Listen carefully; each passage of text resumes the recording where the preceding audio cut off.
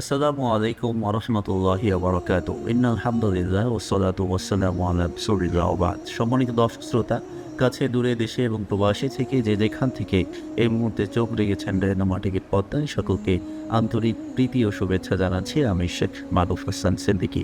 প্রিয় দর্শক শ্রোতা, আপনারা দেখছেন আপনাদের জুমার দিনের একটি অনুষ্ঠান রেডিও টিভি আয়োজিত ইসলামিক অনুষ্ঠান। তো দর্শক শ্রোতা, আমরা অতি অল্প সময়ে আপনাদের সামনে উপস্থাপন করব ইসলামের অত্যন্ত গুরুত্বপূর্ণ একটি বিষয়, আর সেটা হচ্ছে তাওবা এবং ইস্তেগফার। তো দর্শক শ্রোতা, ইসলামে তাওবা ইস্তেগফারের গুরুত্ব অপরিসীম। রাসূলুল্লাহ সাল্লাল্লাহু আলাইহি ওয়াসাল্লাম নিজে তাওবা ইস্তেগফার করেছেন এবং উম্মতদেরকে শিক্ষা দিয়েছেন তাওবা এবং ইস্তেগফার করার জন্য। প্রিয় ভাই বোনেরা, আল্লাহ তাআলা আমাদেরকে একমাত্র শুধুমাত্র তার ইবাদত করার জন্য এই পৃথিবীতে প্রেরণ করেছেন। এ ব্যাপারে পবিত্র কোরআনুল কারীমে ইরশাদ হচ্ছে, ওয়ামা খালাকতুল জিন্না ওয়াল ইনসা ইল্লা লিয়াবুদুন।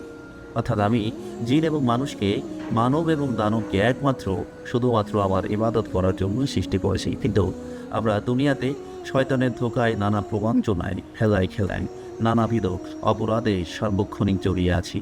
প্রিয় দর্শক শ্রোতা, প্রিয় ভাই বোনেরা, এভাবেই যদি আমরা চলতে থাকি, দিন শেষে একদিন মৃত্যুর পরে অর্থাৎ পরকালে গিয়ে কিন্তু আমরা আল্লাহর কাছে সেদিন ধরা পড়ে যাব, জাহান্নামের অধিবাসী আমাদেরকে হয়ে যেতে হবে আল্লাহ করে। তো দর্শক শ্রোতা, এর জন্য আমাদের উচিত সর্বক্ষণিক আল্লাহর কাছে ইস্তেগফার করা, ক্ষমা চাওয়া এবং তওবা করা। এ ব্যাপারে মহান আল্লাহ তাআলা ইরশাদ করছেন, ইয়া আইয়ুহাল্লাযীনা আমানু তুবু ইলাল্লাহি তাওবাতান নাসুহা। হে ঈমানদারগণ, তোমরা আল্লাহর কাছে তওবা করো, তাওবাতান নাসুহা। প্রিয় দর্শক শ্রোতা, আমরা অতি সংক্ষিপ্ত সময়ে শুরুতে তাওবাতান নাসুহার সামান্য ব্যাখ্যা আপনাদের সামনে উল্লেখযোগ্য কিছু ব্যাখ্যা করি, তারপরে পরবর্তী আলোচনায় যাব। তো দর্শক শ্রোতা, তাওবাতুন নাসুহা অর্থাৎ নাসুহা তাওবা যেটা, এটা দিয়ে সমাজে নানা ধরনের স্কলার, নানা ধরনের বক্তারা বিভিন্ন বক্তব্য দিয়ে আসছেন, যা সত্যি বিভ্রান্ত এবং আপত্তিকর। তো দর্শক শ্রোতা, তাওবাতুন নাসুহা হচ্ছে এমন একটি তাওবা যে তাওবা করলে আল্লাহ তাআলা বান্দাকে ক্ষমা করে দেন, মাফ করে দেন এবং আপন রহমতের কোলে নিয়ে যান। তাওবাতুন নাসুহা হয় তিনটি শর্তের ভিত্তিতে। প্রথম শর্ত হচ্ছে, আমি যে গুনাহের জন্য তওবা করি তাৎক্ষণিক ওই গুনাহ আমাকে বর্জন করতে হবে।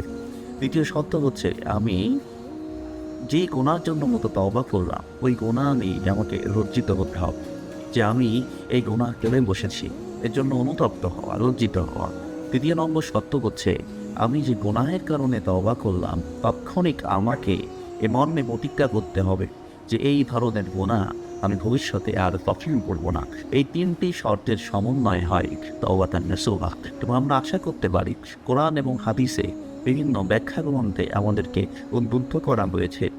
আলেমগণ আমাদেরকে, মুফাসসিরগণ যেভাবে ব্যাখ্যা করেছেন, তা দ্বারা আমরা বুঝতে পারি এই তিনটি শর্তের সমন্বয়ে কেউ যদি তওবা করে, অবশ্যই আল্লাহ তাকে মাফ করবেন এবং পরকালেও সে চিরশান্তি, চিরমুক্তির জায়গা জান্নাতে অবস্থান করে নিতে পারবে।